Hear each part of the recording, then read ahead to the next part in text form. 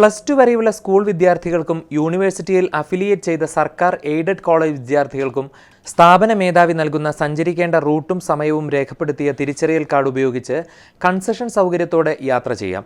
Unaided college, parallel കോളേജുകൾ, മറ്റ് സർക്കാർ അംഗീകൃത കോഴ്സുകൾ നടത്തുന്ന വിദ്യാഭ്യാസ സ്ഥാപനങ്ങളിലെ വിദ്യാർത്ഥികൾ RTO, ജോയിന്റ് RTO നൽകുന്ന കാർഡ് ഉപയോഗിച്ചാണ് യാത്ര ചെയ്യേണ്ടത്.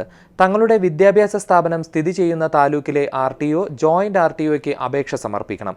രാവിലെ 7 മുതൽ വൈകിട്ട് 7 വരെയാണ് കൺസെഷൻ സമയപരിധിയായി നിജപ്പെടുത്തിയിട്ടുള്ളത്. സ്വകാര്യ വ്യക്തികൾ, സ്ഥാപനങ്ങൾ നടത്തുന്ന കോഴ്സുകൾ, അംഗീകാരമില്ലാത്ത കോഴ്സുകൾ, സ്വകാര്യ ട്യൂഷൻ സെന്ററുകൾ എന്നിവയ്ക്ക് കൺസെഷൻ ലഭിക്കാൻ അർഹതയില്ലെന്നും യോഗം വ്യക്തമാക്കി. യാത്രാനുകൂല്യം ലഭിക്കുമെന്നറിയിച്ച് പ്രവേശനം നടത്തുന്ന വ്യക്തികൾ, സ്ഥാപനങ്ങൾക്കെതിരെ നടപടി സ്വീകരിക്കും. SHO തലത്തിൽ സമയബന്ധിതമായി സ്കൂൾ അധികൃതർ, PTA പ്രതിനിധികൾ, രക്ഷിതാക്കൾ, ബസ് ഉടമ പ്രതിനിധികൾ, തൊഴിലാളി സംഘടനകൾ, വിദ്യാർത്ഥി സംഘടനകൾ എന്നിവരെ ഉൾപ്പെടുത്തി യോഗം ചേരാൻ ജോയിന്റ് റീജിയണൽ ട്രാൻസ്പോർട്ട് ഓഫീസർമാർക്ക് നിർദ്ദേശം നൽകി.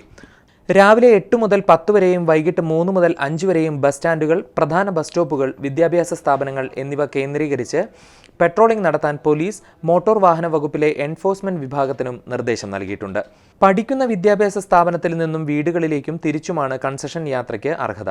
യാത്രാവേളയിൽ കൺസെഷൻ കാർഡ് കൈവശം വെക്കേണ്ടതും കണ്ടക്ടർ ആവശ്യപ്പെട്ടാൽ നിർബന്ധമായും പരിശോധനയ്ക്ക് നൽകേണ്ടതാണെന്നും കുട്ടികളോട് സൗഹാർദ്ദപരമായി ബസ് ജീവനക്കാർ പെരുമാറണമെന്നും നിർദ്ദേശത്തിൽ പറയുന്നുണ്ട്.